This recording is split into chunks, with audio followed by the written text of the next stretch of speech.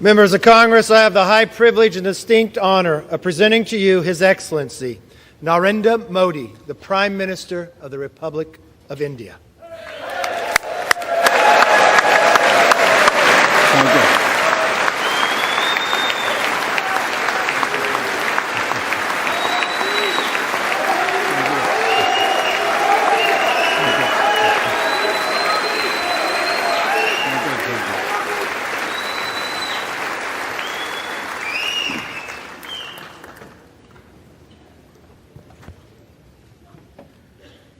Mr. Speaker,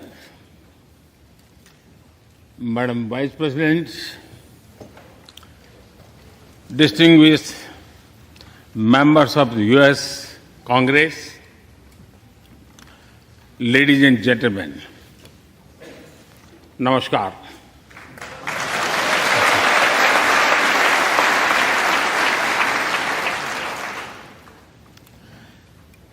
It is always a great honor to address the United States Congress.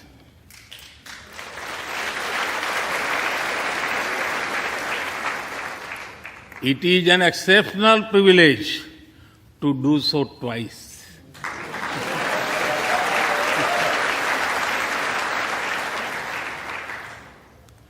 For this honor,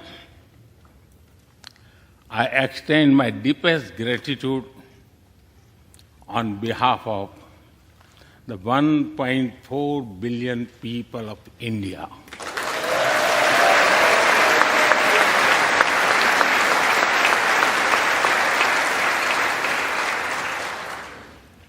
I see that nearly half of you were here in 2016.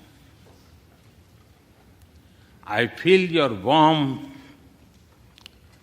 as old friends. I can also see the enthusiasm of a new friends in the other half.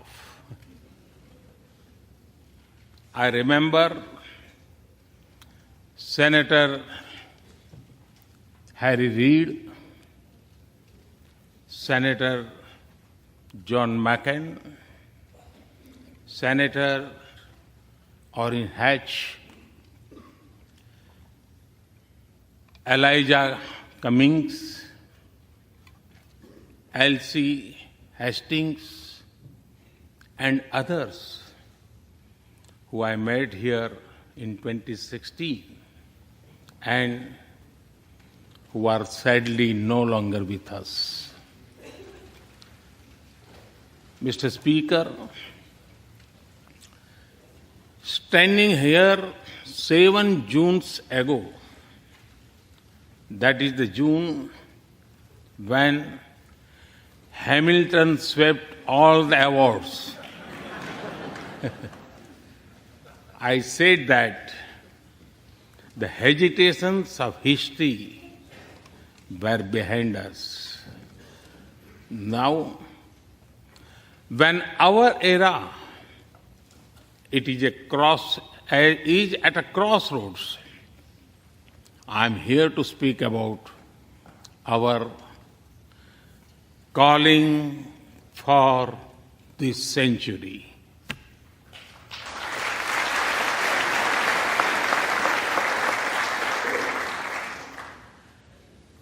Through the long and widening road that we have traveled, we have made the test of friendship. A lot has changed since I came here 7 summers ago. But a lot has remained the same, like our commitment to deepen the friendship between India and the United States.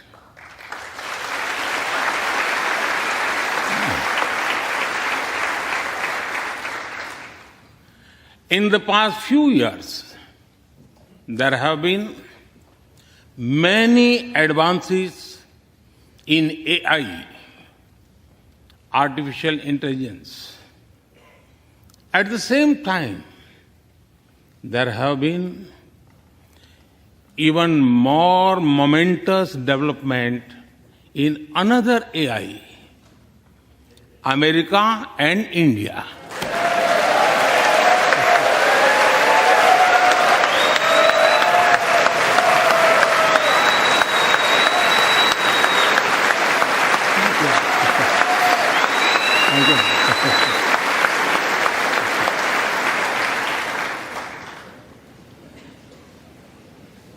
Mr. Speaker and distinguished members, the beauty of democracy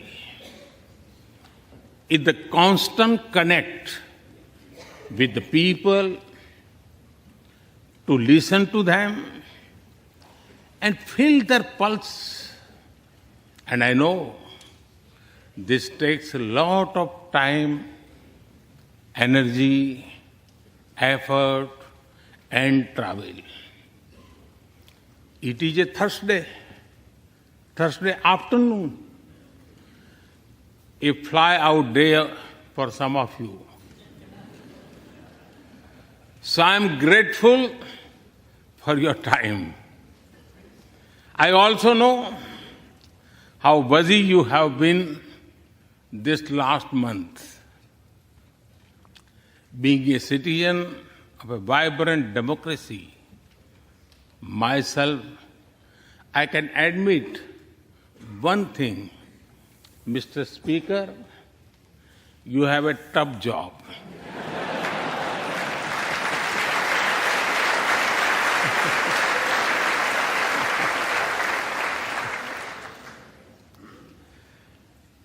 I can relate to the battles of patience, persuasion, and policy. I can understand the debate of ideas and ideology. But I am delighted to see you come together today to celebrate the bond between world's two great democracies, India and the United States. Thank you.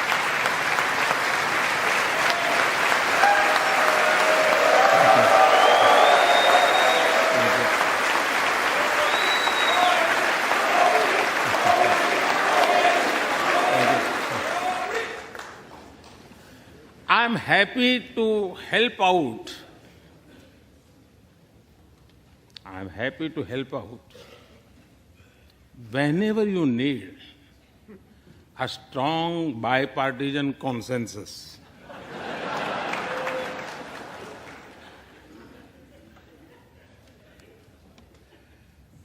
There will be and there must be a contest of ideas at home.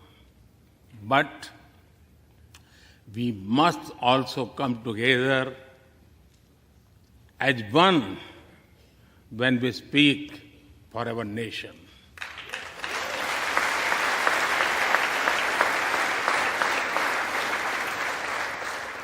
And you have shown that you can do it.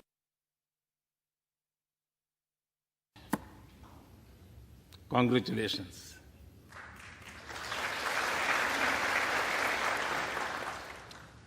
Mr. Speaker,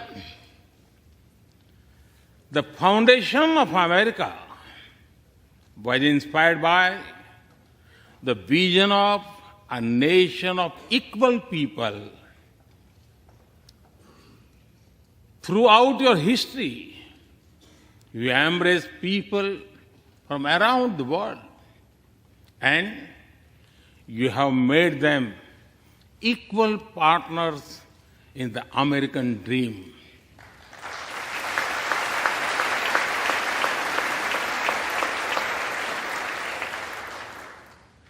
There are millions here who have roots in India. Some of them sit proudly in this chamber.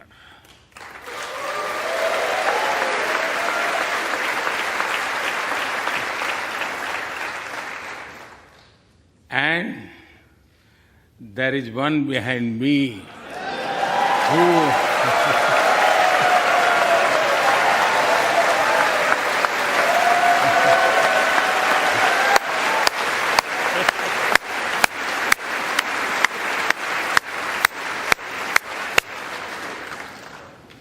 has made history.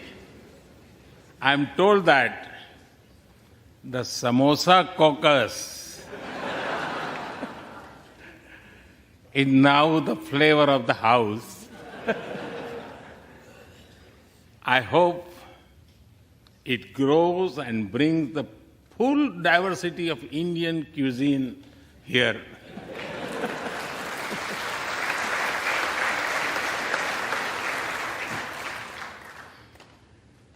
Over 2 centuries, we have inspired each other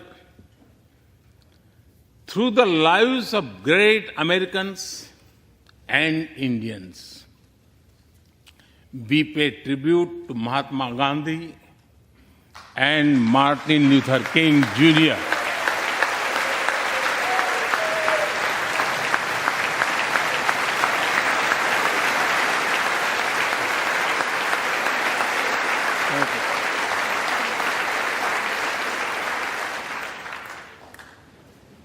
We also remember many others who work for liberty, equality, and justice. Today, I also wish to pay heartfelt tribute to one of them, Congressman John Lewis.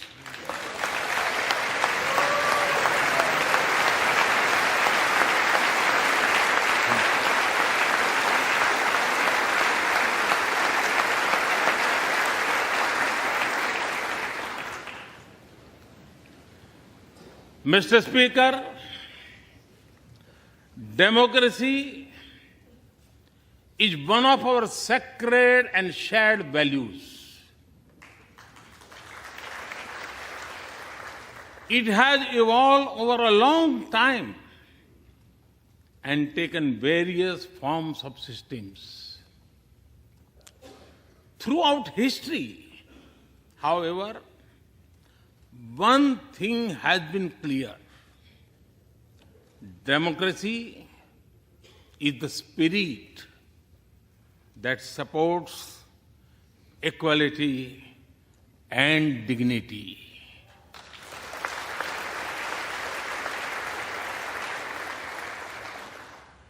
Democracy is the idea that welcomes debate and discourse.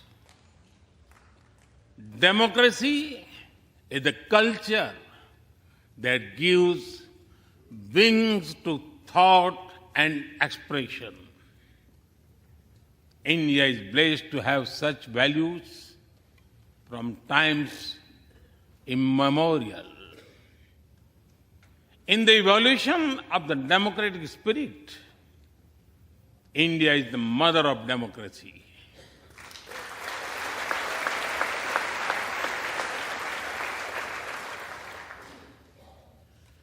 Millennia ago, our oldest scripture said, Ekam Sat Vipra Bahudha Vadanti.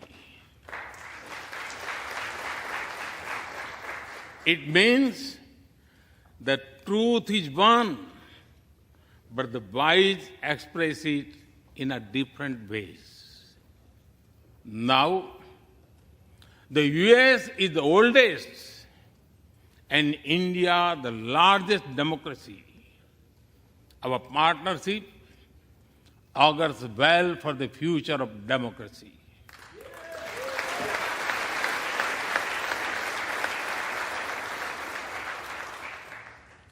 Together, we shall give a better future to the world and a better world to the future.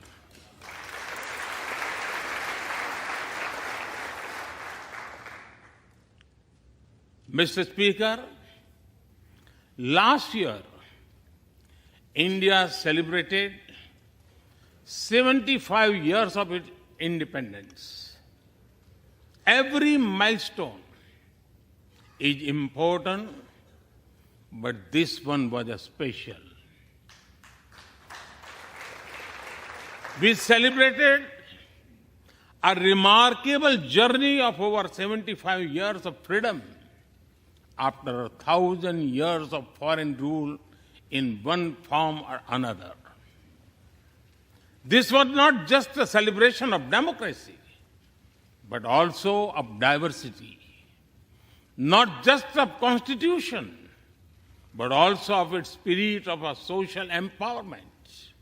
Not just of our competitiveness and cooperative federalism, but also of our essential unity and integrity.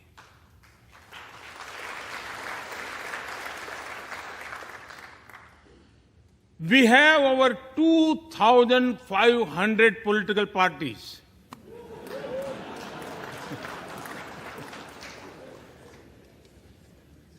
Yes, you heard that right.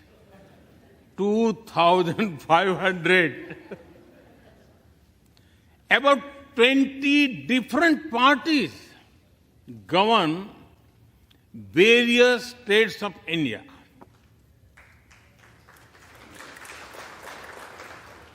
We have 22 official languages and thousands of dialects, and yet we speak in one voice.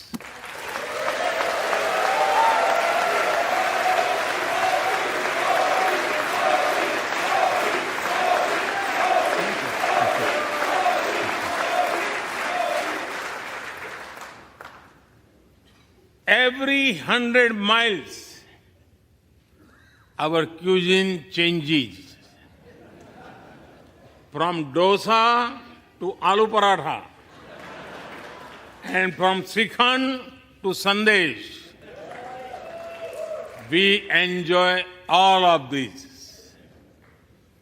We are home to all faiths in the world, and we celebrate all of them.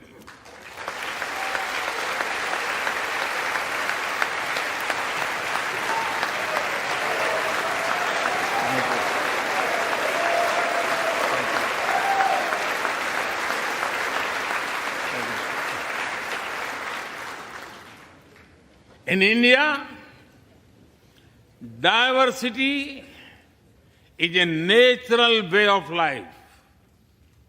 Today, the world wants to know more and more about India. I see that.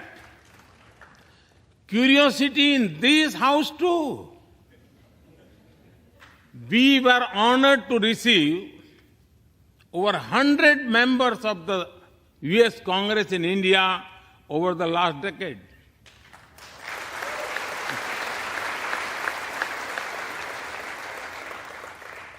Everyone wants to understand India's development, democracy, and diversity. Everyone wants to know what India is doing right and how. Among close friends, I'm happy to share the same. Mr. Speaker, when I first visited the US as a Prime Minister, India was the 10th largest economy in the world. 10th. Today, India is the 5th largest economy.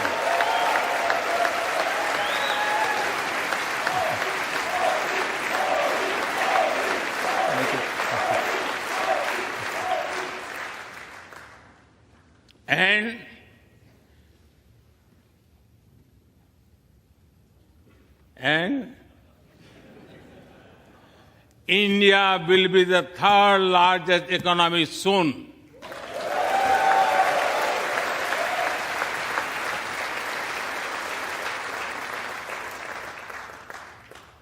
We are not only growing bigger, but we are also growing faster. When India grows, the whole world grows.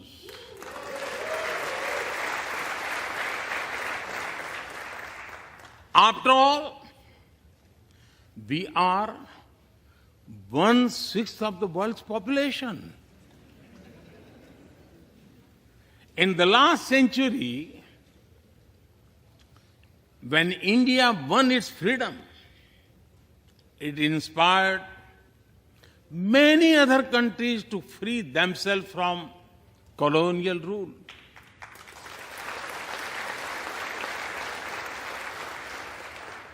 In this century, when India sets benchmark in growth, it will inspire many other countries to do the same.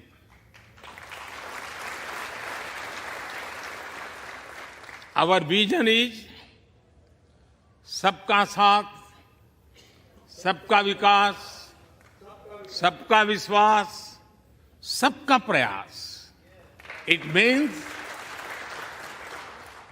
together for everyone's growth, with everyone's trust and everyone's efforts. Let me share with you how this vision is translating into action with speed and scale. We are focusing on infrastructure development. We have given nearly 40 million homes to provide shelter to over 150 million people.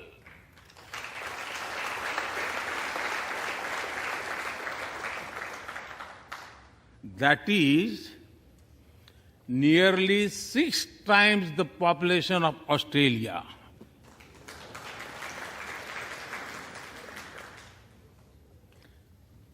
We run a national health insurance program that ensures free medical treatment for about 500 million people.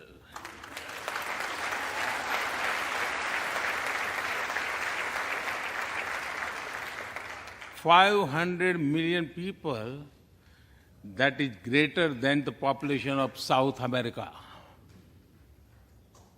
We took banking to the unbanked with the world's largest financial inclusion drive. Nearly 500 million people benefited. This is close to the population of North America. We have worked on building digital India.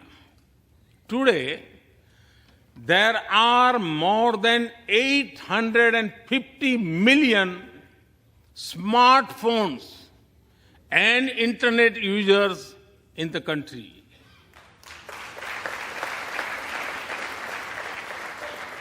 This is more than the population of Europe. We protected our people with 2.2 billion doses of made in India COVID vaccines.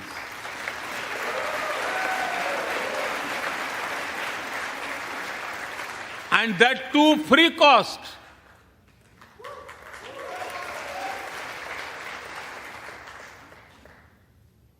I may be running out of continent soon, so I will stop here. Distinguished members, the Vedas are one of the world's oldest scriptures. They are a great treasure of humanity composed thousands of years ago. Back then, women sages composed many verses in these Vedas. And today, in modern India, women are leading us to a better future.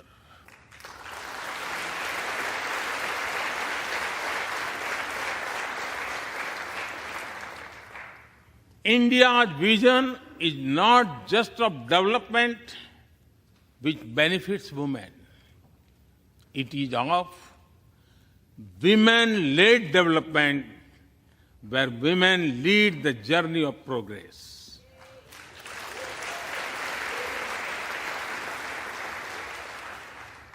A woman has risen from a humble tribal background to be our head of states.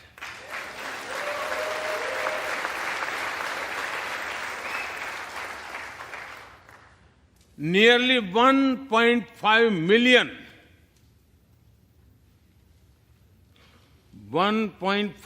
million elected women lead us at various levels. And that is of local governments. Today, women serve our country in the Army, Navy, and Air Force. India also has the highest percentage of women airline pilots in the world.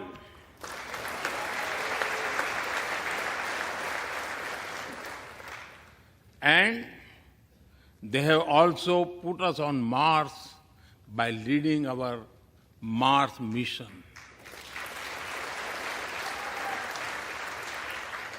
I believe that investigating in a girl child lifts up the entire family.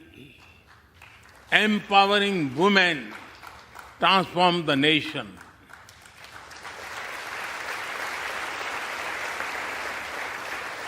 Mr. Speaker, India is an ancient nation with a youthful population.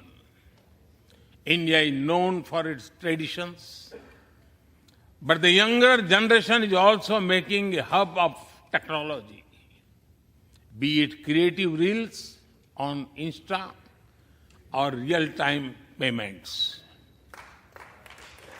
Coding or quantum computing, machine learning or mobile apps, fintech or data science, the youth of India are a great example of how a society can embrace latest technology. In India, technology is not about innovation, but also about inclusion. Today, digital performance are empowering the rights and dignity of people while protecting privacy. In the last 9 years, over 1 billion people got a unique digital biometric identity connected with their bank accounts and mobile phones. This digital public infrastructure helps us reach citizens within seconds with financial assistance. 850 million people receive direct benefit financial transfers into their accounts. 3 times a year, over 100 million farmers receive assistance in their bank accounts at the click of a button. The value of such transfer has crossed $320 billion. And we have saved over $25 billion in the process. If you visit India, you will see everyone is using phones for payments, including street vendors. Last year, out of every 100 real-time digital payments in the world, 46 happened in India.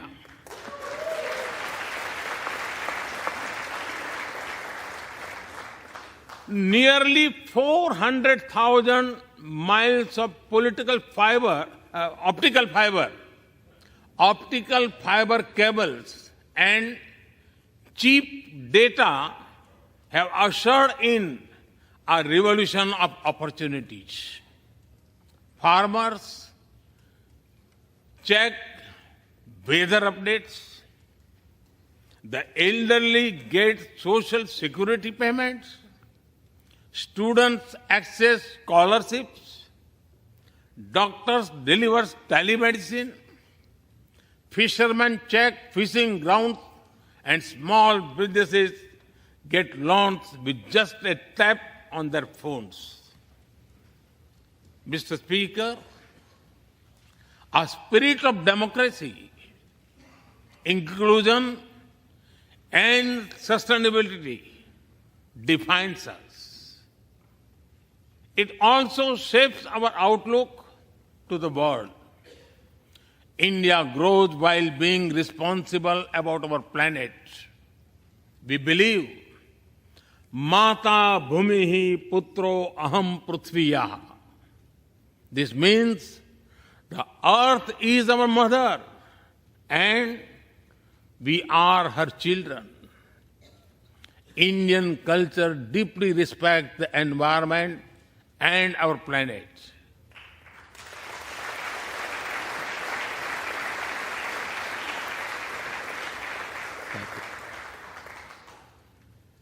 While becoming the fastest growing economy, we grew our solar capacity by 2,300%. Yes, you have heard right. 2,300%.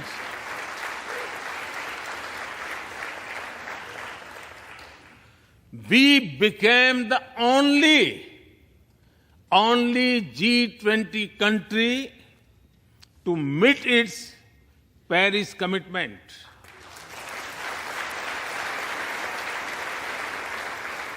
We made renewables account for over 40% of our energy sources, 9 years ahead of the target of 2030. But we did not stop there. At the Glasgow summit, I proposed Mission Life, lifestyle for environment. This is a way to make sustainability a true people's movement. To leave it to be the job of governments alone. By being mindful in making choices, every individual can make a positive impact. Making sustainability a mass movement, we help the world reach the net zero target faster. Our vision is pro-planet progress. Our vision is pro-planet prosperity. Our vision is pro-planet people.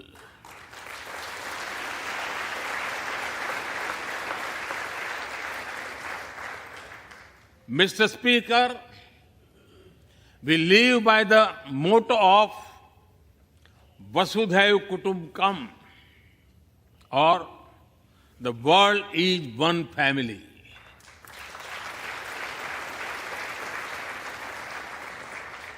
Our engagement with the world is for everyone's benefit. The one sun, one world, one grid seek to join us. All is connecting the world with clean energy.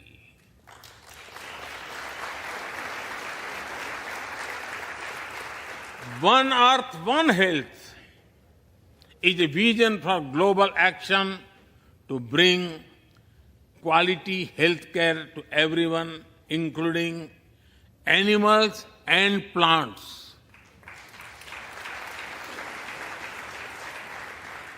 The same spirit is also seen in the theme when we chair the G20, One Earth, One Family, One Future.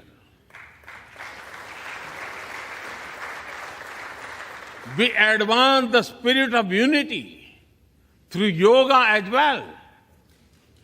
Just yesterday, the whole world came together to celebrate the International Day of Yoga.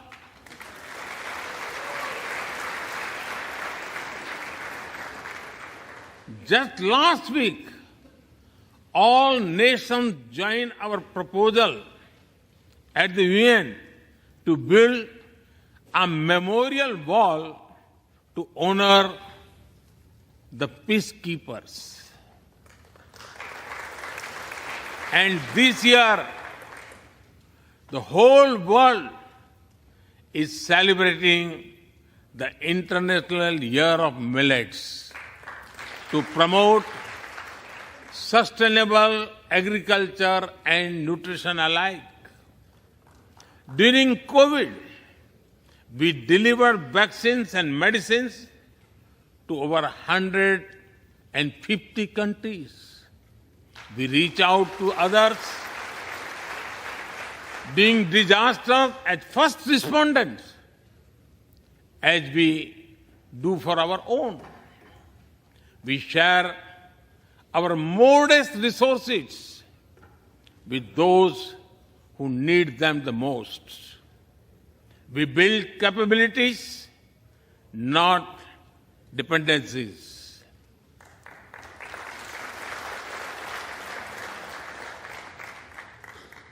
Mr. Speaker, when I speak about India's approach to the world, the United States occupy a special place.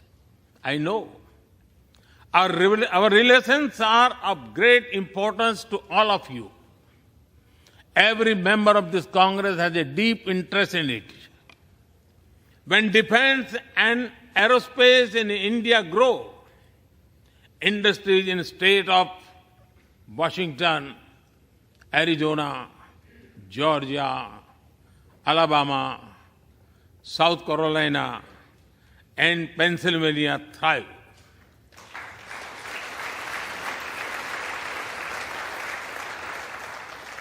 When American companies grow their research and development centers in India thrive. When Indians fly more, a single order for aircrafts creates more than 1 million jobs in 44 states in America.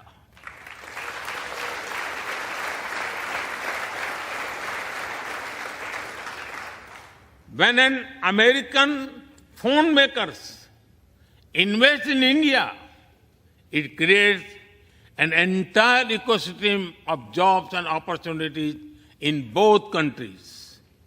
When India and US work together on semiconductors and critical minerals, it helps the world in making supply chains more diverse, resilient, and reliable.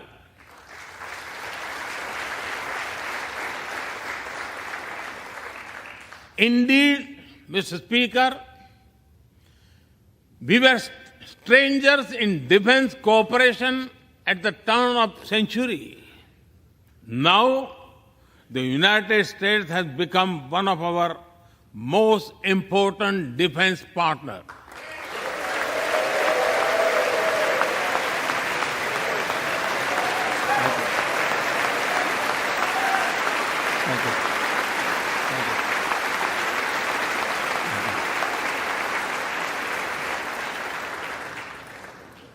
Today, India and the US are working together in space and in the seas, in science and in semiconductors, in startups and sustainability, in tech and in trade, in farming and in finance, in art and artificial intelligence, in energy and education, in healthcare and humanitarian efforts.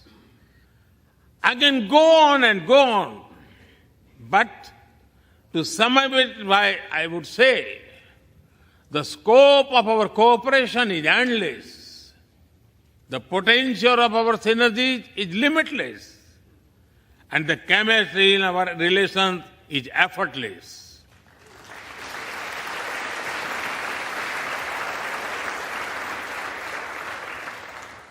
In all this, Indian Americans have played a big role.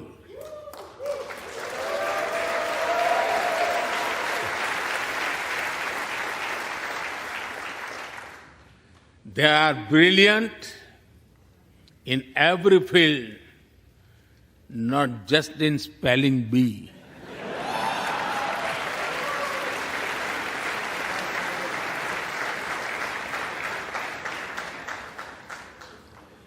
With their hearts and minds, talent and skills, and the love for America and India, they have connected us.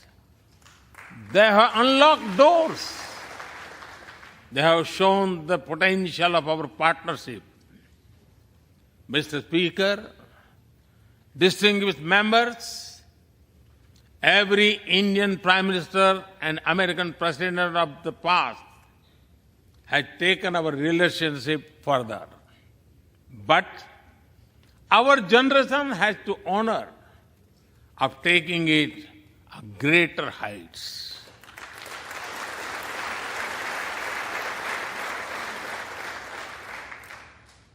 I agree with President Biden that this is a defining partnership of this country, because it serves a larger purpose.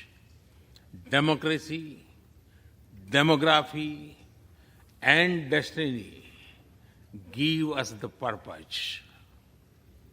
One consequence of globalization has been to cover over concentration of supply chains. We will work together to diversify, decentralize, and democratize supply chains.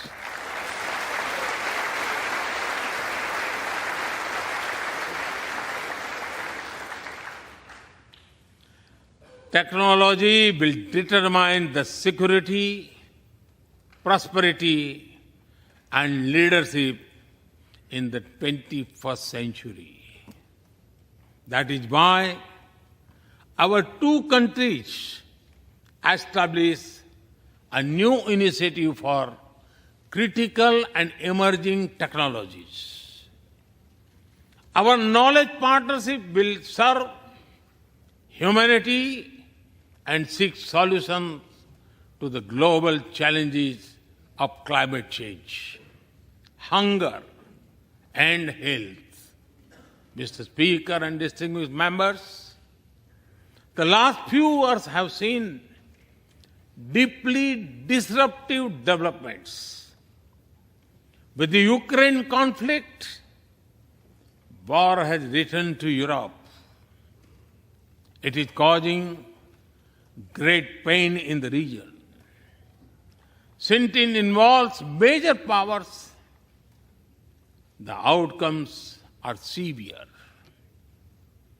Countries of the global south have been particularly affected. The global order is based on the respect for the principle of the UN Charter, peaceful resolution of disputes, and respect for sovereignty and territorial integrity.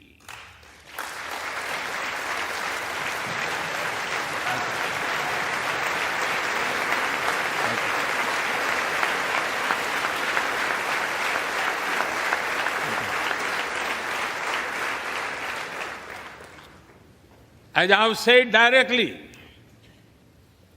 and publicly,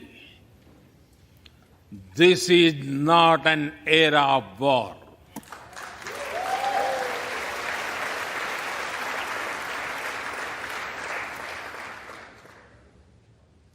But it is one of dialogue and diplomacy. And we all must do what we can to stop the bloodshed and human suffering.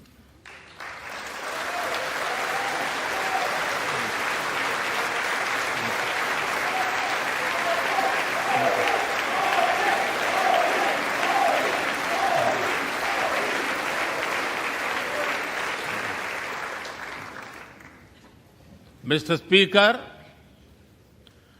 the dark clouds of coercion and confrontation are casting their shadow in the Indo-Pacific. The stability of the region has become one of the central concerns of our partnership. We share a vision of a free, open, and inclusive Indo-Pacific.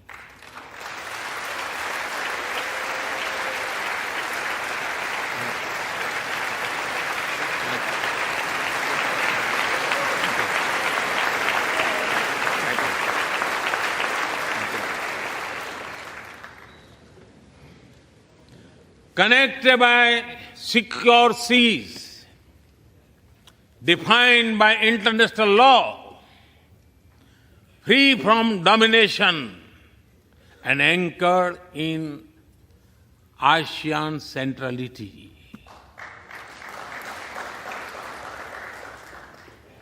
A region where all nations, small and large, are free and fearless in their choices, where progress is not suffocated by an impossible burdens of debt.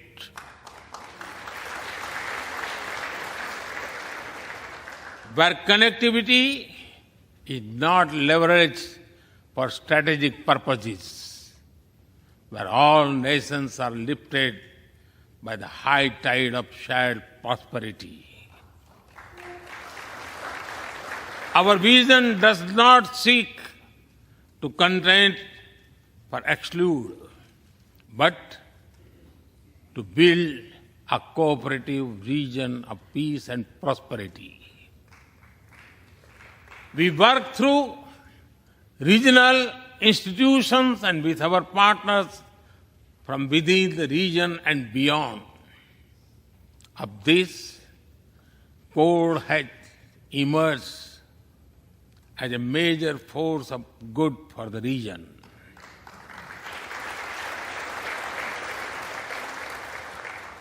Mr. Speaker, more than 2 decades after 9/11 and more than a decade after 26/11 in Mumbai, radicalism and terrorism still remain a pressing danger for the whole world. These ideologies keep taking new identity and forms, but their intentions are the same. Terrorism is an enemy of humanity, and there can be no ifs and buts in dealing with it.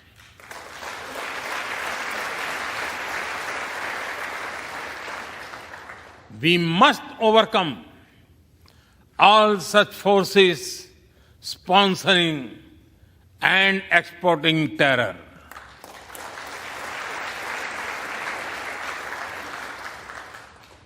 Mr. Speaker, COVID-19's biggest impact was the human loss and suffering it caused. I wish to remember Congressman Ron Wright and the staff members who lost their lives to COVID. As we emerge out of the pandemic, we must give shape to a new world order. Consideration, care, and concern are the need of the hour. Giving a voice to the global south is the way forward. That is why I firmly believe that the African Union be given full membership of G20.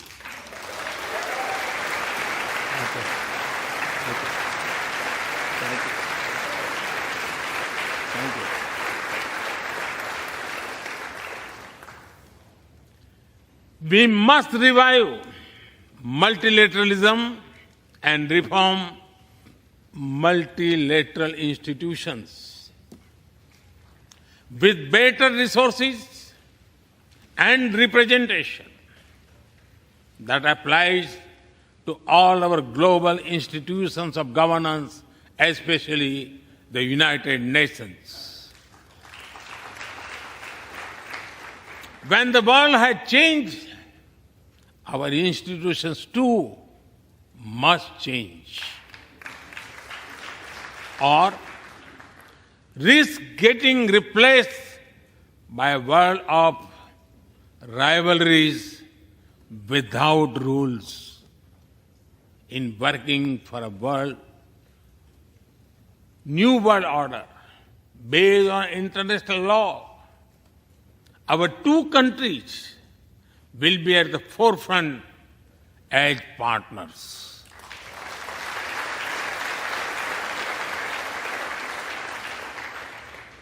Mr. Speaker and distinguished members, today we stand at a new dawn in our relationship that will not only shape the destiny of our two nations, but also that of the world. As the young American poet Amanda Gorman has expressed, when day comes, we step out of the shade. Aflame and unafraid, the new dawn blooms as we free it. For there is always light if only we are brave enough to see it.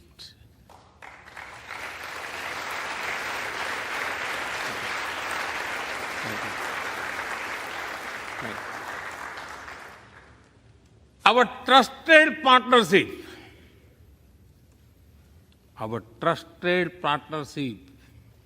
is like the sun in this new dawn that will spread light all around.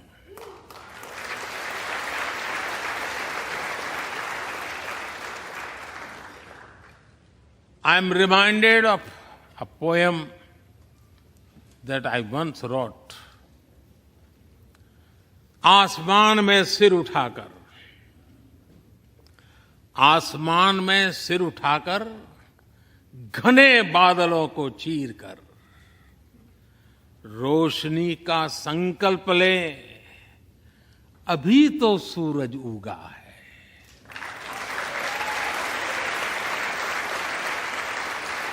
अभी तो सूरज उगा है। दृढ़ निश्चय के साथ चलकर हर मुश्किल को पार कर घोर अंधेरे को मिटाने अभी तो सूरज उगा है।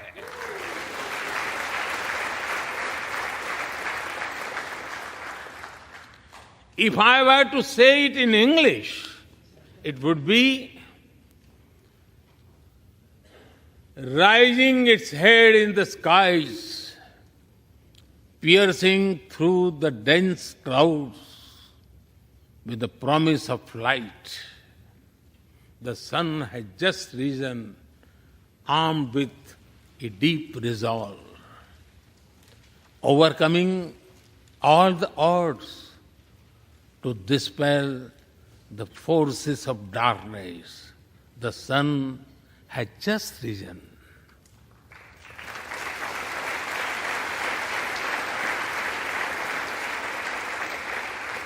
Mr. Speaker and distinguished members,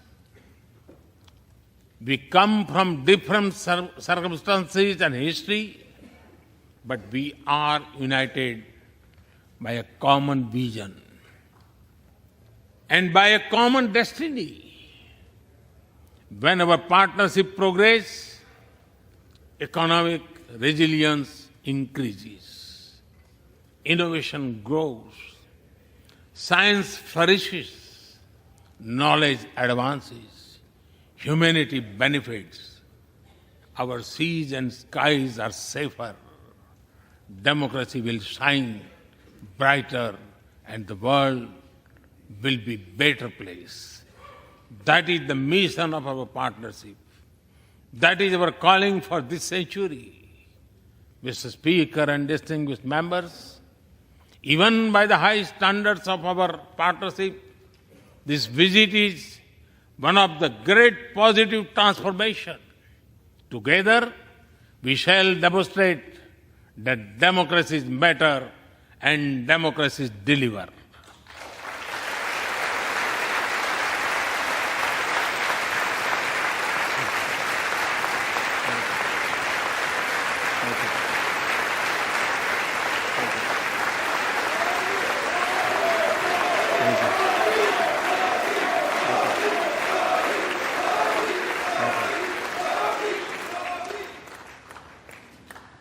I count on your continued support to the India-US partnership. When I was here in 2016, I said that our relationship is primed for a momentous future. That future is today.